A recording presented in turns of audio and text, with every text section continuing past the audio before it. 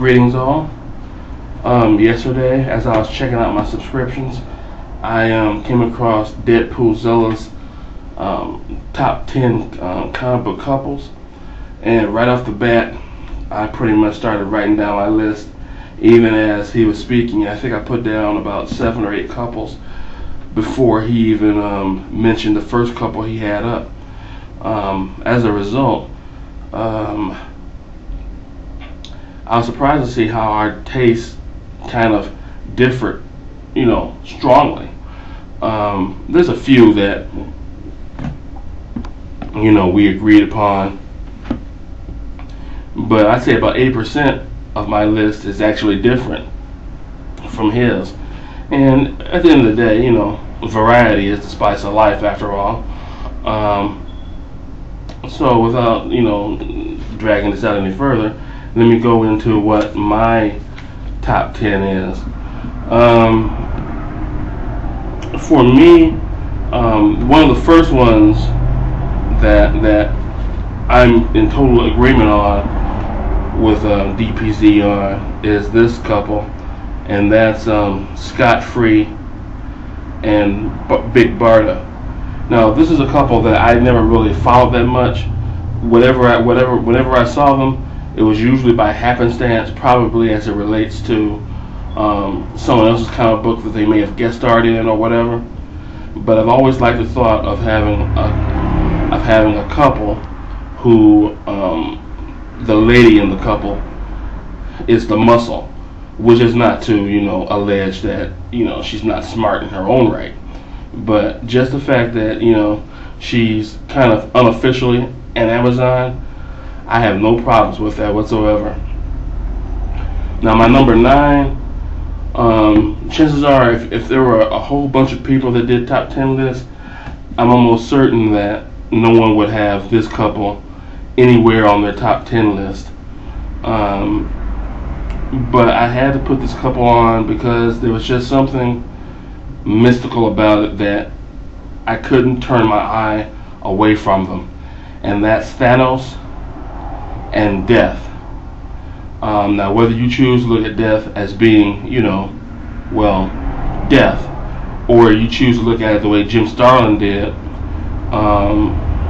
back in the day when he was doing all this stuff with the Cosmic Cube and all that, and you see Death as this personification of something made into corporeal form. However you think of it, Thanos was just jonesing for death. And as disturbing and as twisted and as sick as it wasn't something that I could turn away from. And I have to give big props to Jim Starlin for even coming up with that concept. My number 8 might be also surprising in as much as my, worldview, I guess, is fairly conservative on some matters, but that being neither here nor there, I couldn't ignore this couple, and I'm speaking of Apollo and Midnighter. Now, had Wildstorm thrown their relationship in your face, they probably wouldn't have made my list at all. But the fact that they made it about character first and orientation a distant second, I couldn't help but to put these two characters on this list, especially with Midnighter, who he pretty much out Batman's Batman. So there'd be no ignoring this particular world's finest crew of the Wildstorm universe. Next on my list is the couple that make up the matriarch and patriarch of the royal family in the Inhumans. And of course I'm talking about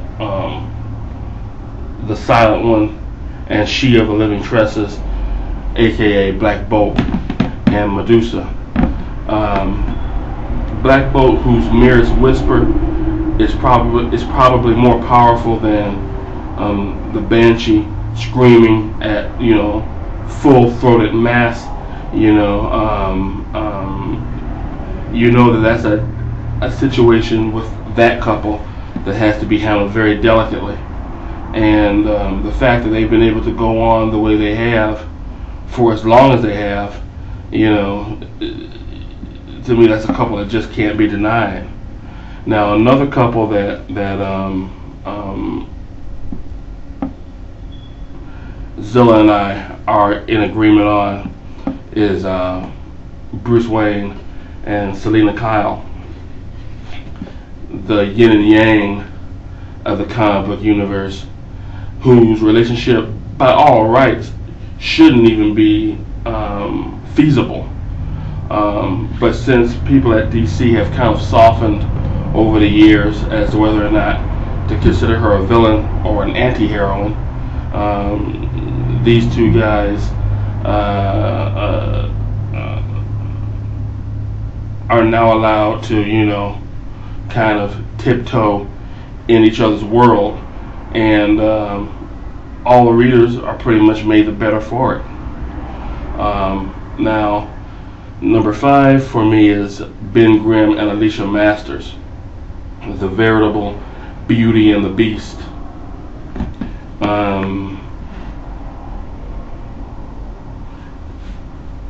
As far as I know, they're not a couple now, but for the time I was checking them out, you know,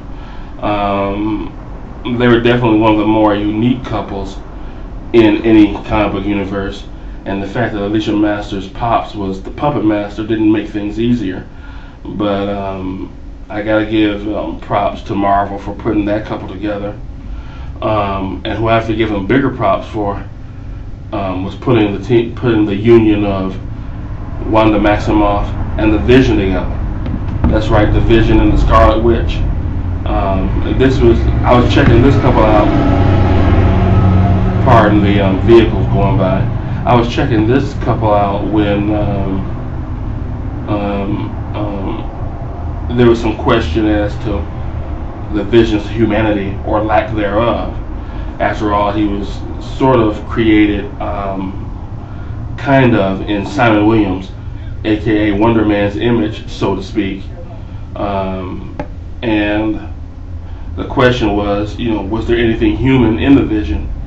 Well, for any of you out there who either are old enough to remember Even an Android Can Cry, or your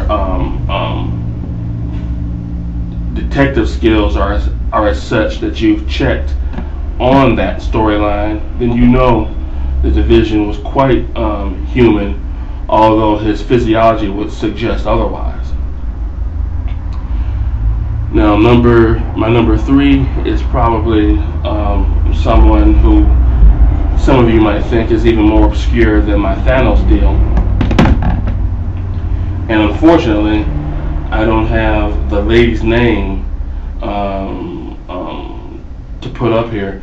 After the fact, I might end up putting up an annotation saying exactly who she is. But in the meantime, I'm talking about Dracula from the Tomb of Dracula and his wife, which was kind of like, since he never turned her,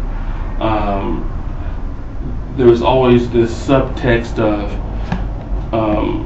loving someone for who they are and not for who you want them to be.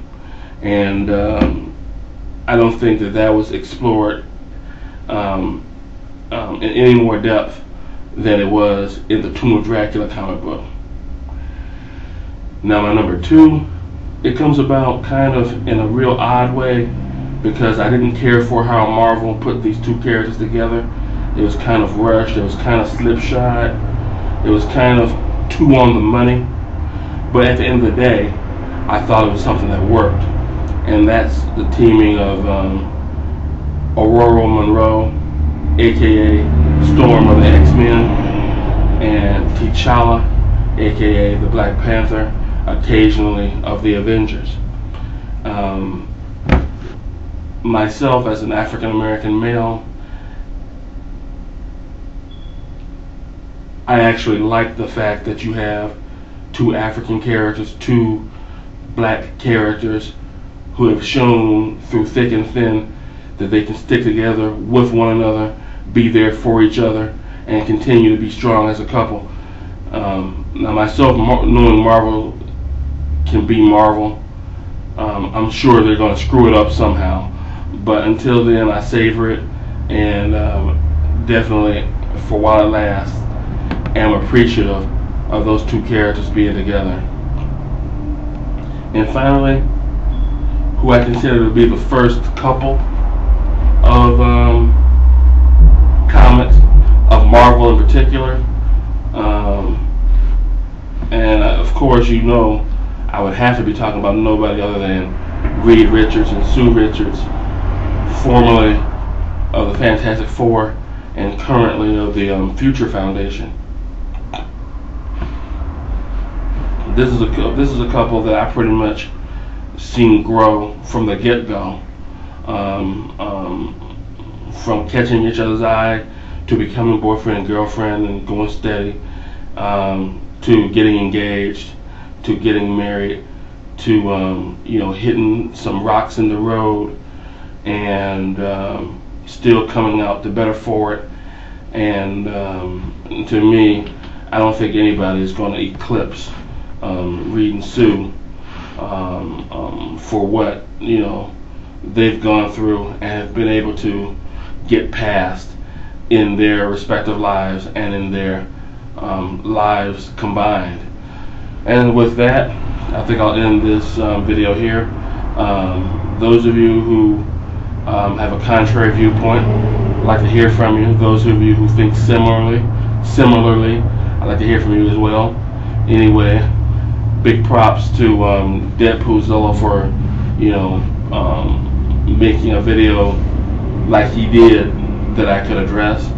And until next time, I'll see y'all then. Night out.